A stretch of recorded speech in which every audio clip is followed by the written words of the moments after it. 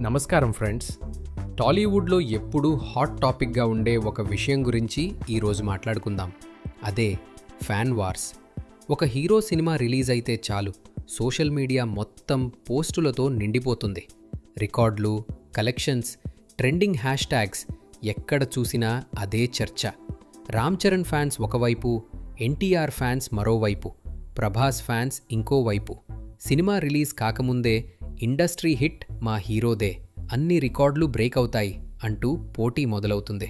Cinema release అయిన తర్వాత day 1 collections, weekend collections, world wide gross, overseas numbers, ప్రతి number మీద చర్చలు మొదలవుతాయి. కొన్నిసార్లు వాదనలు కూడా పెరుగుతాయి. కానీ ఒక విషయం మనం గుర్తుంచుకోవాలి.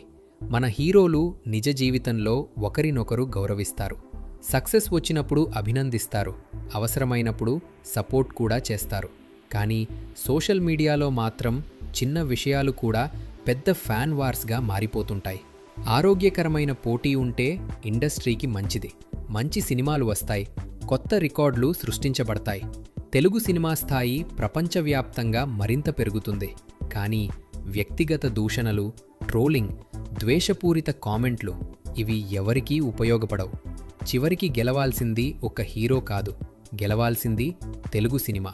ఫ్యాన్ వార్స్ మంచివేనా, లేక సినిమాలను సినిమాలుగానే చూడాలా? మీ అభిప్రాయాన్ని కామెంట్స్లో తప్పకుండా తెలియచేయండి. ధన్యవాదాలు.